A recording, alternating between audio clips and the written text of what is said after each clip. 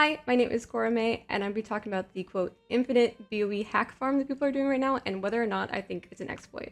Just to put it in perspective, I'm going to talk a little bit about BOEs before we get into that. So we saw the power of BOEs going into this race with Hot Pot Hero. They're a Chinese guild, and when they zoned into the raid, they kind of started a little bit later, and they waited and they did some mythic BOE farm before they went and did the first boss and got saved to it. They zoned in with I shouldn't say much, at least a couple higher eye level than Echo and Liquid, who of course were doing an unholy number of splits and usually always have some of the highest eye levels when they zone in.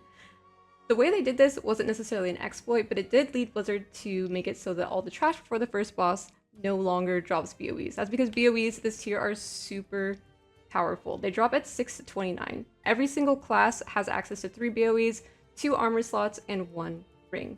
Even if these don't have great stats for you or whatever, it's still going to be a great crest save. If you get all 3 of them, this could save you up to 135 crests. This is a big deal with how the eye level works right now. Now, if you are a regular guild that just wants to farm BOEs, there is a way to do it and have it be ethical. So whenever you clear the trash, if everyone zones out, after 30 minutes, if nobody is in the raid at all, then all of the trash before whatever bosses you have up will spawn again. You can go in after every single soft reset, farm the BOEs with absolutely no repercussions because you're doing it as Blizzard intended. However, players have found a way to make the trash respawn faster and respawn so often that they're even reaching instance cap.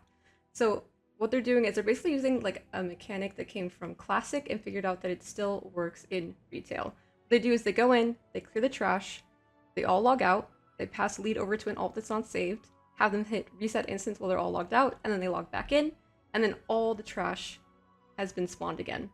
This means that they're farming the instance so much, again, that they're hitting instance cap.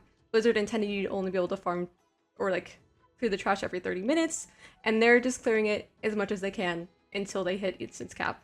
And this means that they're getting a lot more BOEs, a lot more eye levels, saving a bunch of crests, and this is obviously not what Blizzard intended. If Blizzard intended it to be this way, then they'd just make it so that you could just zone out of the raid, hit reset instance, zone back in, and farm the trash again. Question is Blizzard going to punish people this time for exploiting?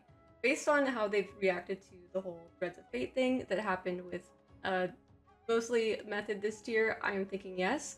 I think the threat of them punishing exploits is much higher this expansion than it's been in the past. It's the reason for sure that my guild, as soon as we saw this, we said, we're definitely not doing this. We do some BOE farm, but we just do it the normal ethical way. I think that many guilds and people, it's not just guilds, it's just like groups of people, are being very blatant about doing it right now. They're even doing it on stream, and it's really obvious by how much their eye level has gone up over the course of just one day that they're doing this. And many people often always think like, oh, if everyone's doing it, then they're not going to punish it. They'll probably just end up doing a bug fix and there'll be no punishment. And that's possible. In the past, I would have said, yeah, but they're just going to like make it so that you can't use this bug anymore and they're not going to do anything.